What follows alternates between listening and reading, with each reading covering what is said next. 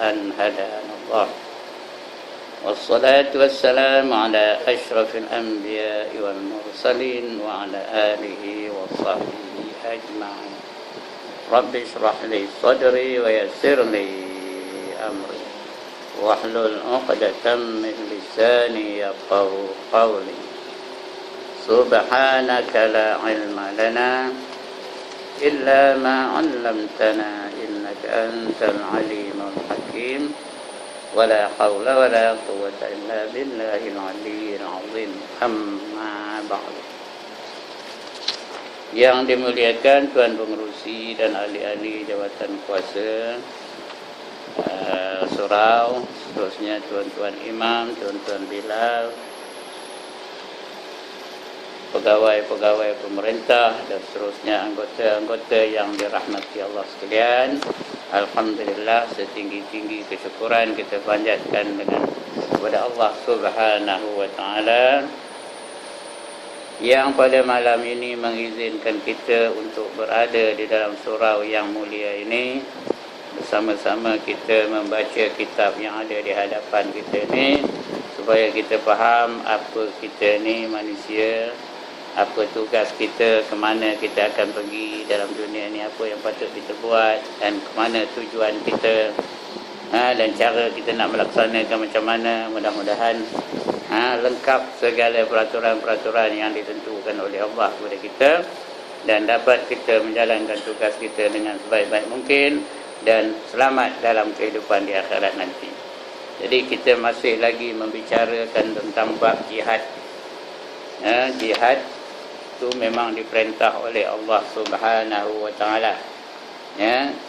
Kalau hendak lepas dari seksa lah, kata Tuhan, hal adullukum ala tijaratin tunjikum min azabin alim.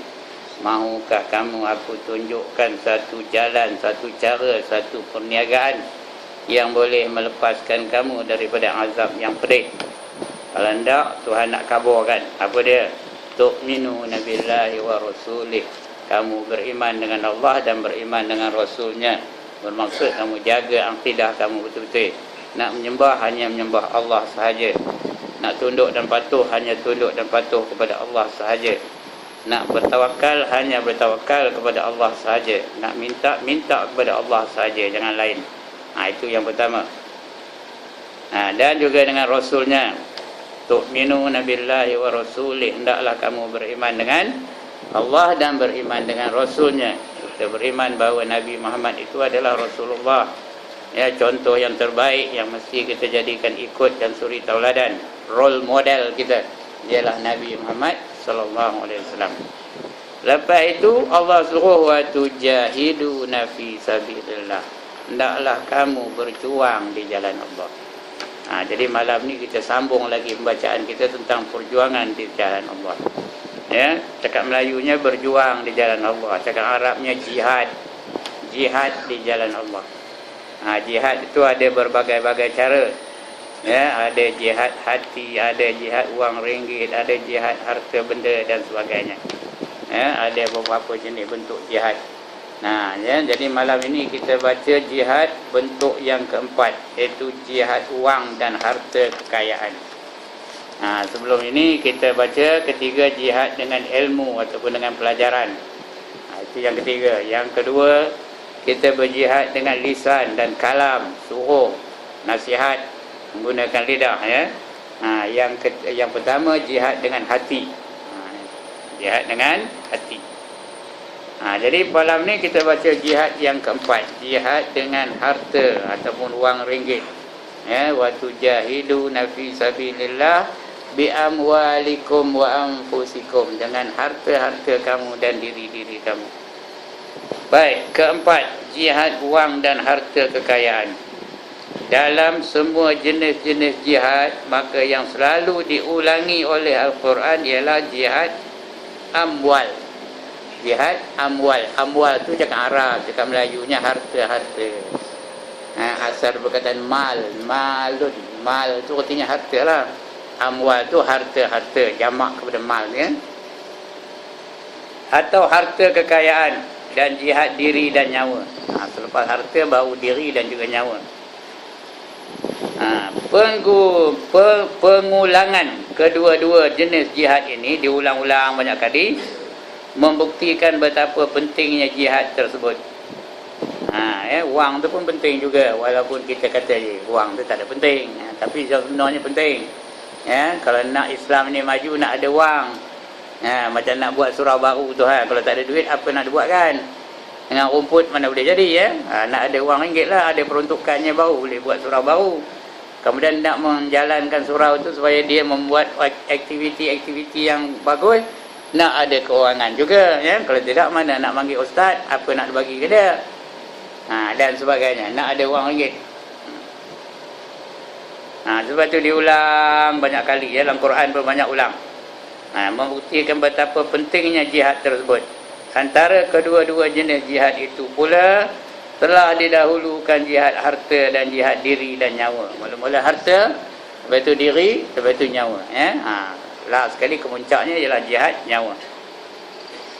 Ini memberikan fahaman bahawa jihad harta adalah jihad yang terpenting sebelum jihad dengan diri. Sebelum kita jihad dengan diri kita, jihad harta dulu. Latihannya, latihan jihad tu bermula jihad dengan masa yang ada, jihad dengan fikiran yang ada, jihad dengan tenaga yang ada, lepas tu jihad dengan harta yang ada, lepas tu baru jihad dengan lain-lain lepas itu. Ini memberikan fahaman bahawa jihad harta adalah jihad yang terpenting sebelum jihad dengan diri dan juga nyawa. Sebenarnya jihad harta adalah jihad yang menjadi nadi dan nyawa kepada semua jenis jihad. Sebagaimana jihad nafsu itu sebagai senjata ghaib untuk perjuangan jihad lahir. Jihad ada dua, satu zahir, satu batin. Jihad zahir tu jihad dengan harta, nyawa dan sebagainya. Yang batin tu jihad melawan hawa nafsu. Ini lagi teruk. Itu jihad besar. Lepas peperangan Badar, Nabi bersabda kepada para sahabat, kita ni baru balik daripada peperangan kecil dan kita akan menempuh satu lagi perjuangan, iaitu perjuangan yang lebih besar daripada ini. Terkejut sahabat, ada ke perjuangan yang lebih besar daripada perang Badar? Perang Badar ni tuan-tuan semua dah tahu kan? Tentera Islam ada berapa orang? 313 aja. Melawan dengan tentera kufar yang berapa bilangannya? 1000 lebih. Besar peperangan itu. Akhirnya menang umat Islam. Tapi kata Nabi, perang kita ni kecil, esok kita akan melalui satu peperangan yang lebih besar. Tanya sahabat, apa peperangan yang lebih besar itu lagi ya Rasulullah? Jawab Nabi, itulah dia peperangan melawan hawa nafsu, jihadun nafs. Itu yang lebih besar. Begitulah juga. Jihad tanpa jihad nafsu, bila ada jihad nafsu baru mudah kita memperjihadkan harta kita, memperjihadkan nyawa kita, memperjihadkan apa dia dengan nafsu dulu. Kerana nafsu lah yang menghalang kita daripada berjihad menggunakan harta benda kita. Nafsu kata henti, kalau bagi duit pun bakal katanya. Itu yang pejam macam mata tu. Bila lalu tong depan dia, pejam macam. Dah lepas baru buka balik. Dia rasa seronok kalau lepas tu. Sedangkan Allah kata, lan tanalul birra hatta tunfiqu mimma tuhibbun. Tidak dikira satu kebaikan sehingga kamu menafkahkan benda-benda yang kamu kasih, yang kamu sayang tu, nafkahkan dulu, baru dikira kebaikan. Jadi tuan-tuan dan puan-puan sekalian, kalau kita nak berjihad lima duit, apa dapat kita lakukan lima duit di zaman sekarang ni? Kena berjihad dengan harta benda. Dia terasa sikit, barulah boleh kita buat aktiviti-aktiviti untuk meningkatkan imej agama Islam kita ni. Tapi bermula dengan nafsu dulu. Kita boleh lawan hawa nafsu, baru boleh kita berjihad dengan harta benda. Baik, sebagaimana jihad nafsu itu sebagai senjata ghaib untuk memperjuangkan jihad jenis-jenis lain lahir ini. Maka demikianlah juga jihad dengan harta adalah sebagai senjata lahir kepada semua jenis jihad yang lain. Tanpa jihad nafsu yang menghasilkan kebersihan hati dan kesucian jiwa, maka jihadnya akan sia-sia di sisi Allah Ta'ala. Kerana nafsu dia suruh kita jangan berjihad, jangan bagi, jangan derma, jangan sedekah. Itu nafsu. Dia ngajak kepada apa yang berlawanan dengan kehendak Allah Ta'ala. Demikianlah tanpa wang dan harta maka jihadnya akan gagal dan tidak sempurna kerana ketiadaan syarat dan sifat yang sangat diperlukan. Sama ada dalam jihad lisan dan kalam atau jihad talimi. Jihad talimi itu ataupun jihad dengan diri. Jihad diri itu dan nyawa di medan perang sangat memerlukan jihad harta dan wang ringgit. Sebab zaman Nabi pun mereka berjihad, berjuang, memberi harta benda untuk berperang di jalan Allah. Memandangkan kepada hakikat ini, maka setiap jihad, terutamanya jihad di medan perang dengan kekuatan tentera dan senjata, memerlukan dua kekuatan. Kekuatan rohani yang tersimpul dalam kalimah taqwa sebagai hasil dari jihad nafsunya, dan yang kedua ialah jihad kekuatan jasmani dan kebendaan yang bersumberkan kepada keuangan atau harta kekayaan. Sebab sekarang ni kita berjuang dengan Israel, kalah saja. Sebab mereka ada kedua-dua sumber ni, wang pun ada, kekuatan fizikal pun ada. Itu sebab tak pernah menang, kalah saja. Tapi bukan bermakna kita berhenti berjihad. Tak, berjihad jugalah. Tapi sebab itu dalam berjihad ini kita kena kukuhkan kewangan. Itu yang selalu ada orang datang untuk minta derma, untuk membantu Palestin dan sebagainya, supaya mereka itu kukuh ekonominya. Bila kukuh ekonominya, barulah boleh mereka membeli peralatan untuk peperangan. Ini apa tak ada. Macam kita orang Melayu juga, apa tak ada. Kalau perang, apa nak tunjukkan? Keris aja. Nah, ini keris hang tua, takkan Melayu hilang di bumi. Boleh kan? Boleh menang ke perang apa itu? Sebab itu kita nak perang melawan tentera kafir ni, kena ikut senjata mereka. Apa senjata mereka? Wa qatilu fi sabilillahil ladzina yuqatilunakum, kata Allah. Berjuanglah kamu menentang tentera-tentera kafir seperti mana mereka menentang kamu. Macam mana mereka berperang dengan kamu. Itulah kita kena ikut cara mereka. Ditembak kita dengan bom, kita pun lawan balik dengan bom. Ditembak kita dengan roket, kita lawan balik dengan roket. Ditembak kita dengan peluru berpandu, kita lawan balik dengan peluru berpandu. Itu arahan Allah tu. Tapi malangnya hari ini kita tak mengambil berat tentang itu. Jadi yang ada keris aja. Tembak je dengan beringkat, kita bertunjuk keris. Nah, ini keris hang tua. Boleh menang kan? Tuan-tuan? Ya.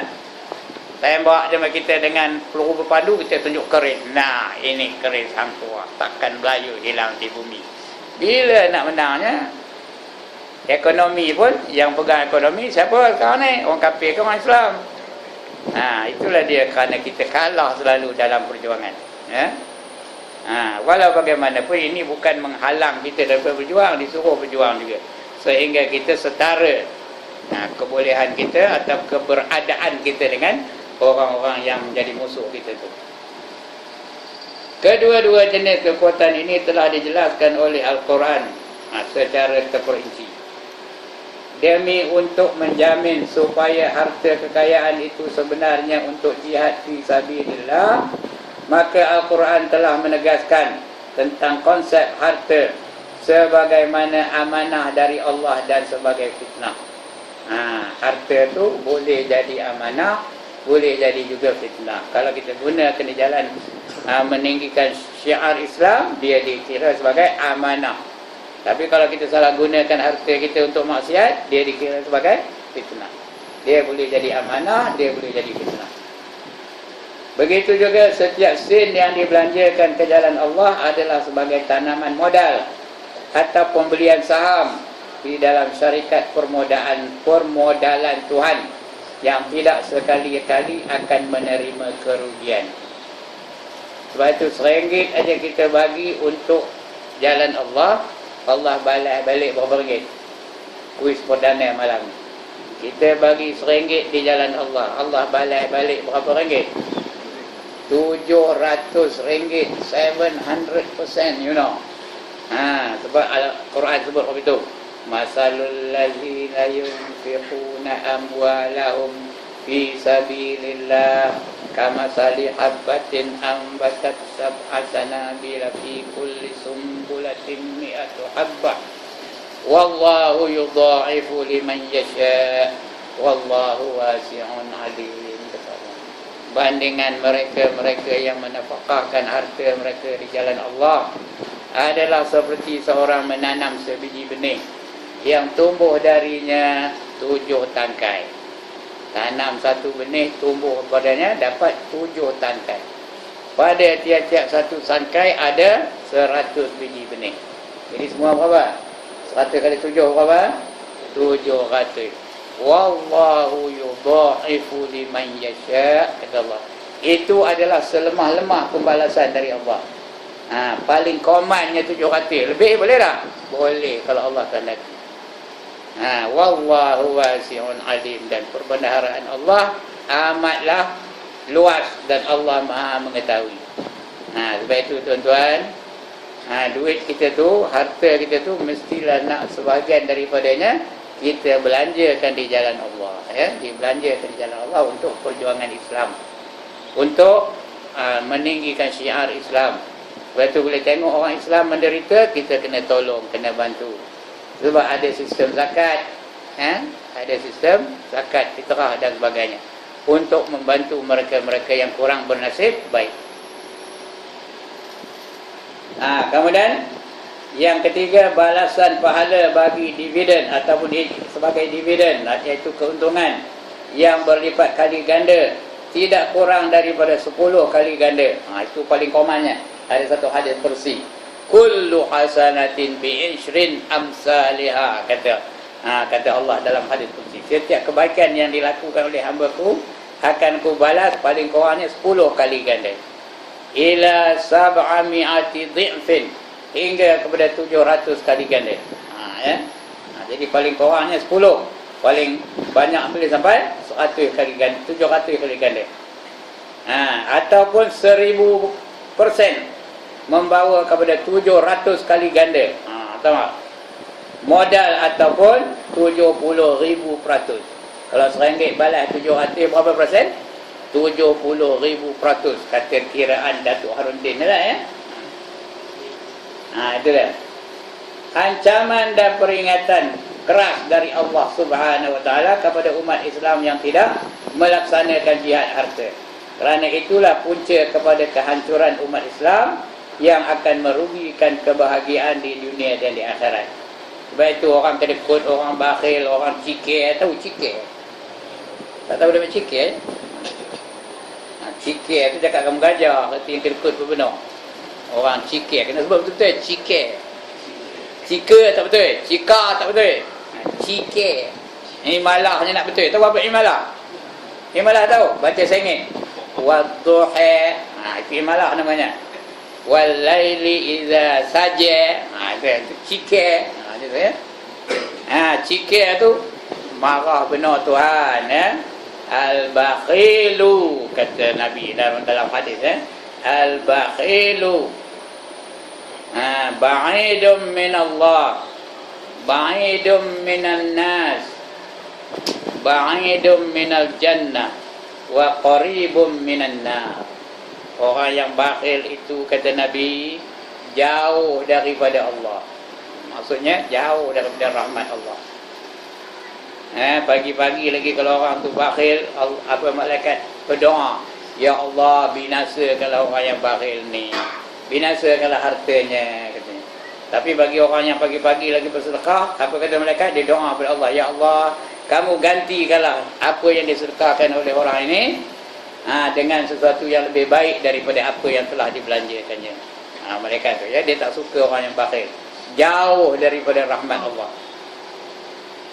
dan jauh daripada manusia. Orang bakhil ni ada dapat kawan kan?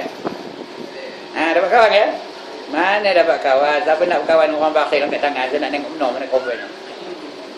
Kalau tahu orang tu bakhil habis-habis, sekali je pergi minum dengan dia. Bila minum dekat nak bayar tu dia pergi kencing. Udah agak bayar tu baru dia keluar. Esok pun habis tu juga, lusa pun habis tu juga. Kena 3 kali macam? Tak ada lah orang nak berkawan dengan dia. Jauh daripada manusia. Ba'idum minal jannah, jauh daripada syurga. Kalau jauh dari syurga, qaribum minan nar, dekat dengan neraka. Itu bakhil tu sesuatu yang sangat dimurkai oleh Allah Ta'ala. Ini diancam ya orang yang bakhil tu. Di dunia ini pun Allah ancam, lebih-lebih lagi dia di akhirat. Iaitu punca kepada kehancuran umat Islam yang akan merugikan kebahagiaan di dunia dan di akhirat. Seterusnya pembaziran. Bila nak berjuang dia membazir. Pembaziran ni kawan setan. Pun tidak digalakkan oleh Islam, malahan dilarang oleh Islam. Pembaziran wang dan harta kekayaan adalah satu jenayah. Jenayah tahu, kita ingat jenayah ni merompak, membunuh. Rupanya membazir itu dalam Islam adalah satu jenayah. Kesalahan jenayah. Dan kesalahan besar di sisi Allah dan juga masyarakat, sehingga disamakan tarafnya dengan saudara syaitan. Sebab ada ayatnya apa? Innal mubazzirin kanu ikhwanas syayatin, kata Allah. Sesungguhnya orang-orang yang mubazir itu adalah mereka itu sahabat ataupun saudara kepada syaitan-syaitan. Syayatin tu syaitan-syaitan. Kalau satu syaitan, kalau ramai syayatin. Itu orang mubazir ya. Lepas itu jangan mubazir. Apa yang kita beli biar memberi manfaat kepada diri, kepada dunia ataupun kepada akhirat. Jangan beli benda-benda yang mubazir. Banyak sangat duit sampai beli apa? Beli kapal terbang, helikopter boleh terbang pakai remote control tu. Pergi Padang Polo tu, tahu Padang Polo sini? Dia tak tahu mana Padang Polo kan? Sana tu. Menengok helikopter terbang, bingung betul. Ataupun kapal terbang remote control tu. Orang pun tengok lah, seronok tengoknya. Padahal itu membazir. Berapa ramai manusia yang miskin yang perlu bantuan. Apa salah kita gunakan duit itu untuk itu? Ataupun di rumah dia belinya kayu gold, letak depan dia tengok dia orang ini status symbol. Tahu status symbol? Lambang ketinggian statusnya. Beli kayu gold letak depan tu, maksudnya dia pandai main golf, padahal mukul pemis. Atau beli saksofon. Itu lagi teruk, lagi bingung dah tengah malam pegang saksofon tu keluar. Kalau dia duduk di dalam kawasan FRU ni, pergi veranda tu keluar tiup.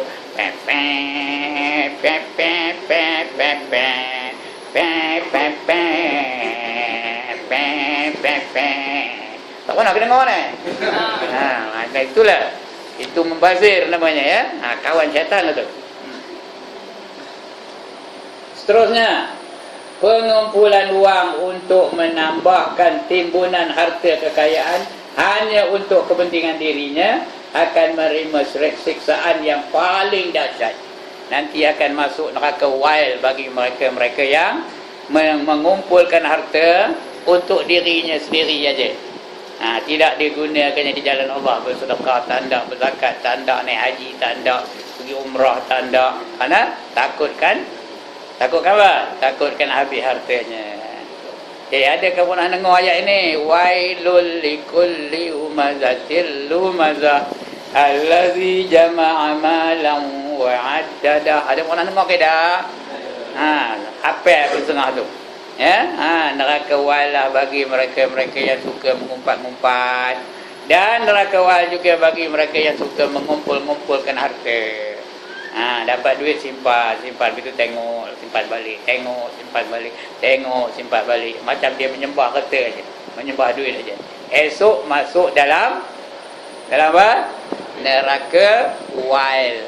Wild ni tuan-tuan bukan nama neraka, nama satu lembah dalam neraka Jahannam, yang kalau seekor burung terbang dari tepi ke tepi memakan masa 500 tahun penerbangan. Itu neraka wild namanya. Bagi orang yang mengumpul-ngumpulkan harta, dapat neraka wild.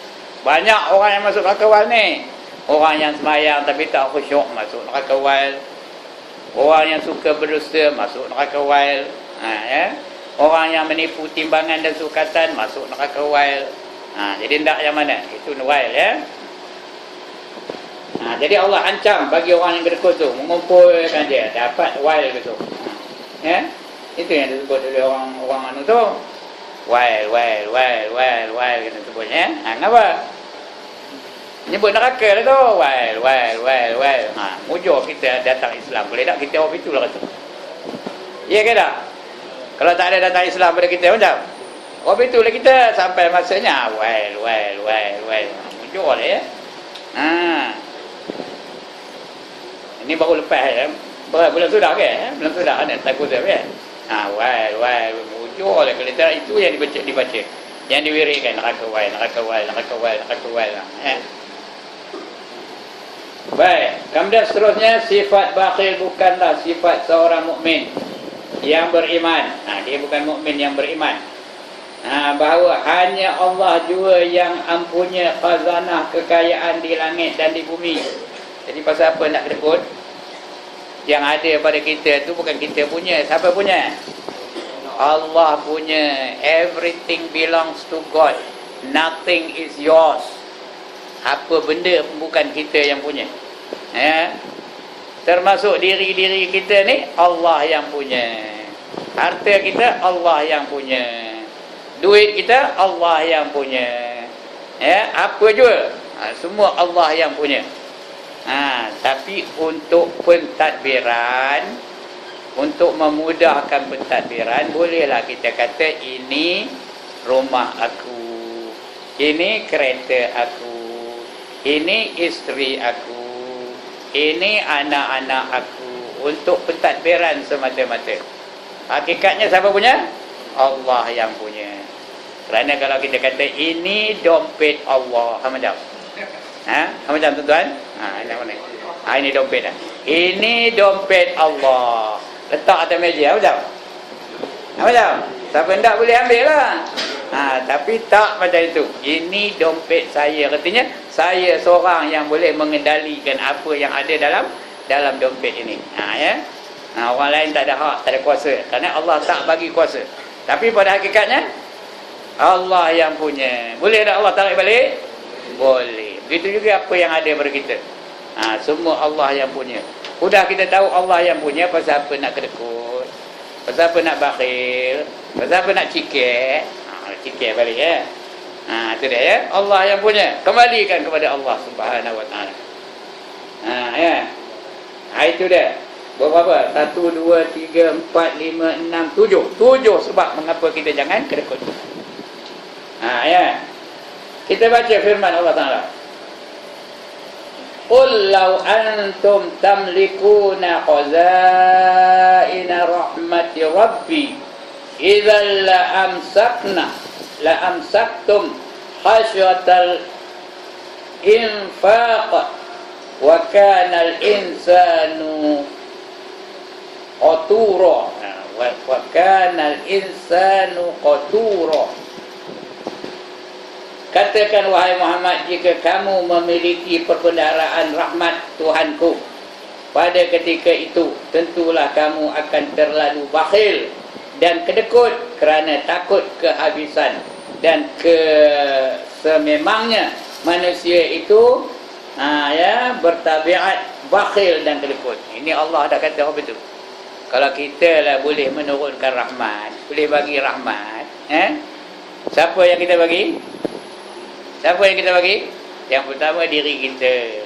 Yang kedua keluarga kita, isteri kita, anak-anak kita. Orang lain tak kita bagi pun. Pasal kita ni, manusia ni memang perangainya, tabiatnya kedekut, bakhil, lagi cikir. Dah pandai dah betul ya. Memang apa itu? Tuhan kata apa itu ya? Memang kita ni manusia ni apa itu? Takut habis aja. Itu yang apa tu? Itu sebab ada ayat-ayat yang mengcounter perasaan kedekut tu ya. Seorang mukmin yang beriman kepada hakikat ini dan menghayatinya di dalam lubuk hati dan jiwanya sudah pasti tidak bakhil dan kikir. Kerana khazanah perbendaharaan itu adalah di tangan Allah yang Maha Kaya. Allah Maha Kaya, tak ada habis-habis pun. Ya, khazanah Allah mana mau habis-habis? Ada je. Yang tidak memerlukannya. Allah bukan perlukan kekayaan, Allah bukan nak duit, Allah bukan nak emas, Allah bukan nak perak. Sebaliknya segala khazanah perbendaharaan itu adalah untuk manusia, sebagaimana hambanya yang membelanjakan wang dan hartanya ke jalan Allah. Apa kata Allah? Wa ma anfaqtum min syai'in fa huwa yukhlifuh wa huwa khairur raziqin. Maka apa sahaja yang kamu dermakan, maka Allah akan menggantikannya. Ini jaminan Allah. Apa sahaja kamu dermakan, Allah akan menggantikannya, dan dialah juga sebaik-baik pemberi rezeki. Ini jaminan Allah Ta'ala. Allah akan gantikan. Ganti pula yang lebih baik pula tu daripada apa yang kita nafkahkan. Ya. Apa saja yang lebih baik. Baik itu jangan kedekut, jangan bakhil, jangan apa tadi? Cikir. Ya. Nafkahkan harta benda kita di jalan Allah. Allah ganti balik, ya. Allah ganti balik. Ya. Tak ada pula habis, tak ada pula apa. Orang yang kedekut tu perhatikan. Di kampung saya dulu ada seorang. Dia ada pokok jambu tau. Dia tu pangkat kak saudara saya jugalah. Dia ada pokok jambu merah. Hari-hari jambu itu dicuri budak. Termasuk saya pun ada mencuri masa tu. Namun budak masa tu, Tapi jambu itu, pokok itu tak pernah berhenti berbuah. Dia je buah, hari-hari ada buah ni. Dia tak ada marah apa, kau ambil lah, lantak kau lah katanya. Begitulah orang yang pemurah tu, Allah akan ganti yang lebih baik daripada apa yang dicuri orang tu. Jadi kita pun orang itu juga, harta kita yang kita dermakan di jalan Allah, jangan takut, Allah gantikan. Bukan ganti kena harta, digantikan yang lebih baik daripada harta. Kadang-kadang digantikannya kita dengan kesihatan yang lebih baik, digantinya kita dengan ilmu pengetahuan yang lebih tinggi, digantikannya kita dengan harta pun boleh juga. Itu Allah kuasa dia untuk menggantikan apa saja. Tapi kalau orang kedekut macam mana? Dalam dunia ni pun dia tak dapat nikmat kehidupan. Nak beli itu kedekut, nak beli itu kedekut, nak beli itu kedekut. Sudahnya nikmat dunia ni tak dapat. Tak ada apa, tak ada habis duit. Aku apa kan? Orang pergi ke Mekah, dia tak ke Mekah. Orang dapat makan baik-baik, dia makan yang koman-koman aja makannya. Itu yang beli ikan masin tu pakai kili tu, kili.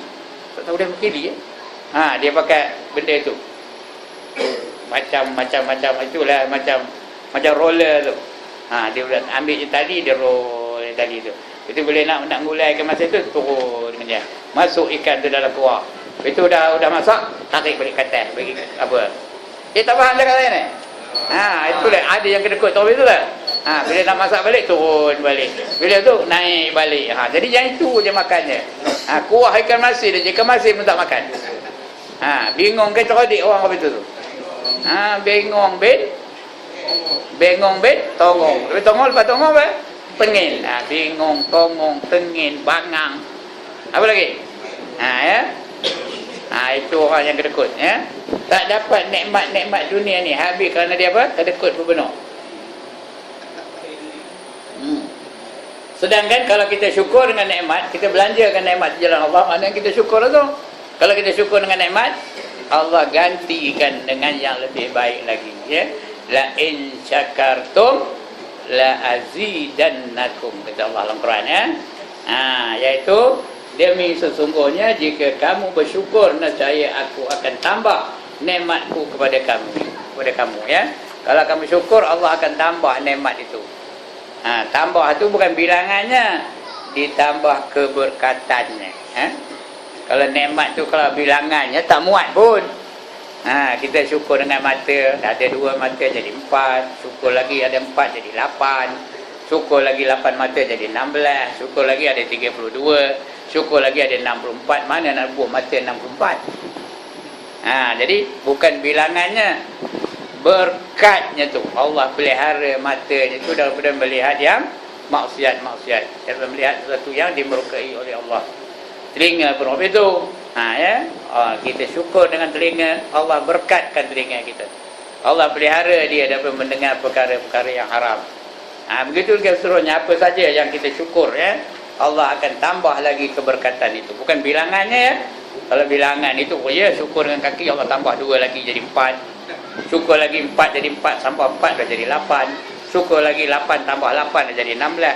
Mana nak bubuh kaki pada badan kita? Sudah jadi lipat anggotnya. Jadi yang Allah tambah tu bukan bilangannya, keberkatannya. Kita tidak berkat lah. Dapat apa pun biar berkat. Dapat duit biar berkat. Dapat anak biar berkat. Dapat isteri biar berkat. Dapat ilmu biar berkat. Itu tidak berkat. Kemudian sifat bakhil atau menahan diri membelanjakan sebahagian dari harta kekayaannya ke jalan Allah adalah tanda dari pemujaan dan penyembahan kepada wang dan harta. Mengapa dia tak nak belanjakan harta? Takut habis. Jadi artinya dia nyembah harta. Mengapa dia tak nak belanja duit dia? Dia takut duit tu habis. Nanti apa aku nak belanja? Sedangkan rezeki itu dah dijamin oleh Allah Ta'ala. Wa ma min dabbatin fil ard illa 'ala Allahi rizquha, kata Allah dan tidak ada sesuatu yang melata di bumi melainkan baginya adalah rezeki yang dijamin oleh Allah Ta'ala. Rezeki ni dah dijamin di Allah Ta'ala. Apa yang susah? Sebab itu jangan kita kedekut dengan harta. Allah yang punya. Wang dan harta adalah menjadi patung-patung berhala sebagai Tuhan yang dipuja dan disembahnya. Itu orang kedekut tu, dia nyembah duit dia. Tengok letak balik, tengok letak balik. Maknanya dia nyembah duit lah tu. Tengok duit tu, letak balik. Itu tengok tambah kedah, tengok. Itu dia nyembah duit tu. Patutnya kita tak usah kisah dengan harta yang ada pada kita. Allah akan ganti balik. Tapi jangan membazir, tak disuruh membazir pula belanjalah sekadar yang diperlukan. Tak apa. Kita menanggung anak isteri tu belanja jalan Allah juga namanya. Tu tahu. Bukan jalan Allah tu untuk bagi kepada perang aja dah, bagi Palestin aja dah. Kita beli beras untuk isteri makan tu belanja jalan Allah lah. Untuk anak-anak tu belanja jalan Allah lah. Untuk beli buku sekolah anak-anak belanja jalan Allah lah tu. Betul, jangan kedekut dengan itu Kalau anak tu perlukan buku, beli. Duit yang ada, jangan kerana itu langsung kanak-kanak tu terbantu pengajian dia. Sebab kedekut kita tu. Inilah sebahagian dari ciri-ciri syirik. Apa punya syirik tu, kita takut duit habis tu, syirik tu. Macam jadi Tuhan pula duit tu jadinya. Tapi kita tak sedar yang bahaya ni, tak sedar lah. Kalau sedar tak apa, senang taubat. Yang bahaya tu tak sedar, dia syirik tapi tak sedar. Jadi inilah sebahagian dari syirik-syirik yang mengotor dan mencemarkan kesucian akidah tauhid. Inilah manusia yang dikatakan kebendaan, atau menurut istilah agama manusia yang cintakan dunia. Nama orang tu apa dia? Hubbud dunia. Nama cakap Arabnya hubbud dunia. Kasihkan sangat kepada dunia. Ini penyakit akhir zaman ni. Kata di Nabi, di akhir zaman nanti umat Islam akan dikeronyok-keronyok oleh musuh seperti manusia berkumpul mengelilingi satu hidangan dalam talam. Yang musuh-musuh tu keliling umat Islam tu lah. Umat Islam dalam talam tu. Adakah ketika itu umat Islam sedikit bilangannya ya Rasulullah? Jawab Nabi, tidak. Bahkan mereka ramai sekali. Tapi ramainya mereka itu seperti buih di lautan. Ada kekuatan tak buih di lautan? Ada kekuatan ke? Tuan-tuan, ada kekuatan tak buih di lautan? Buih berlanggar dengan kapal, menang buih ke menang kapal? Menang kapal. Buih berlanggar dengan sampan, menang buih ke menang sampan? Buih berlanggar dengan rakit, menang buih ke menang rakit? Tu usah rakit lah. Buih berlanggar dengan lidi, menang buih ke menang lidi?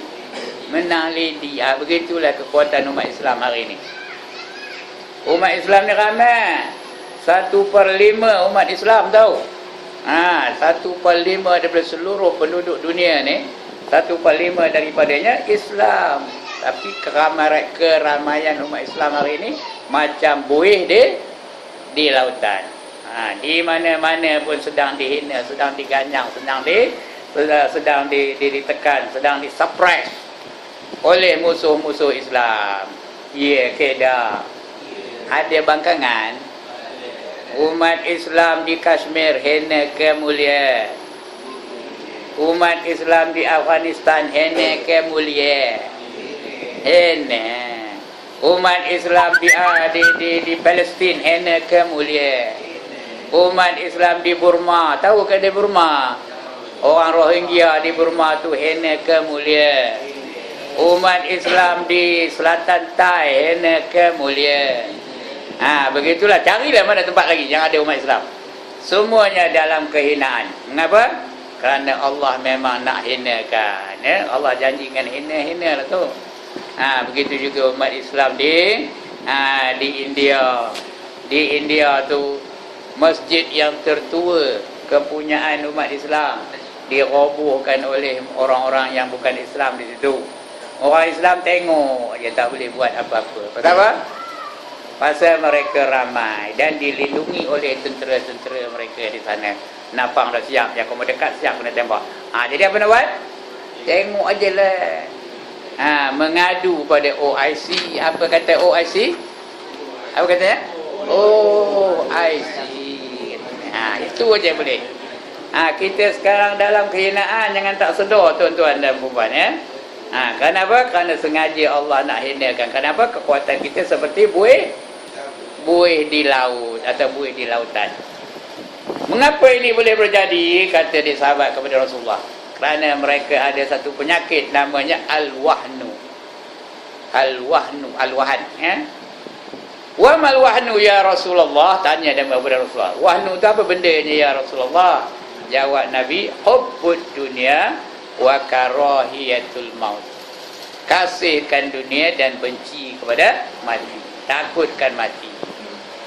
Cintakan dunia. Itu penyakit akhir zaman. Termasuk saya lah tu.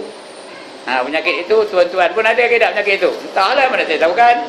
Ngaku sendirilah kalau ada pun. Sebab Nabi dah cakap. Nabi mana pernah tipu ya. Nabi dia cakap mesti benar. Shadiqul masduq. Yang benar lagi dibenarkan. Ini dia tuan-tuan dan puan-puan, penyakit akhir zaman sedang kita hidapi sekarang. Inilah sebahagian dari ciri-ciri syirik yang mengotor dan mencemarkan kesucian akidah tauhid. Inilah manusia yang dikatakan kebendaan atau menurut istilah agama, manusia yang cintakan dunia dan menjadi punca segala kejahatan. Hubbud dunia ra'su kulli khati'ah. Apa kata dia? Kasihkan dunia menjadi kepala segala kejahatan. Apa saja kejahatan berpunca dari kasihkan dunia. Apa pasal orang merompak? Kerana kasihkan dunia. Pasal apa orang rasuah? Kerana kasihkan dunia. Apa pasal orang menzalimi orang lain? Kasihkan dunia. Hendakkan jawatan. Itu kepala segala kejahatan kerana kasihkan dunia. Hubbud dunia ya. Itu dia. Begitu juga berlaku pembunuhan dan sebagainya ya. Punca segala kejahatan pembunuhan, kebaikan perosak ya. Pembunuhan kebaikan, mendatangkan kejahatan, pembunuhan kebaikan. Artinya dia bunuh yang baik-baik. Yang baik-baik itu dia ditekan, tak jadi, tak boleh buat baik. Kalau buat jahat baru dapat pangkat. Contoh ada ya. Kalau buat jahat baru dapat anugerah dan sebagainya. Perosak nilai-nilai kemanusiaan. Tengok hari ini.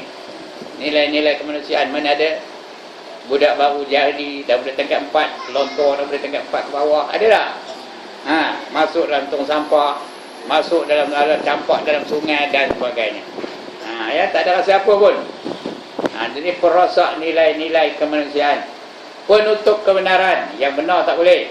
Ya, jangan sebut pun. Bila disebut siap ada tindakan-tindakan. Ya, jangan sebut kebenaran. Dan keadilan. Dalam dunia ni mana ada keadilan yang sebenarnya? Keadilan yang sebenarnya hanya dari Allah Subhanahu wa taala. Itu sebab dimatikan kita. Kerana bila dimati, kita nanti akan hidup balik. Bila hidup balik akan dibicarakan. Dibicara nanti tak boleh nak nipu. Boleh tipu ke di akhirat? Boleh? Tak boleh. Kenapa tak boleh? Kerana mulut-mulut akan dipatri, disil mulut-mulut tu ya. Al yauma nahtimu ala afwahihim wa tukallimuna aydihim wa tashhadu arjuluhum bima kanu yaksibun. Pada hari itu mulut-mulut mereka akan dipatri. Akan dipatri, dan tangan-tangan mereka akan bercakap, ya ini tangan dia cakap ni. Ya, itu saya ada ngambil nombor ekor kata tangan ni tahu. Ya, tangan ni ada saya ada mencuri kata tangan ni. Tangan tu boleh bercakap. Dan kaki-kaki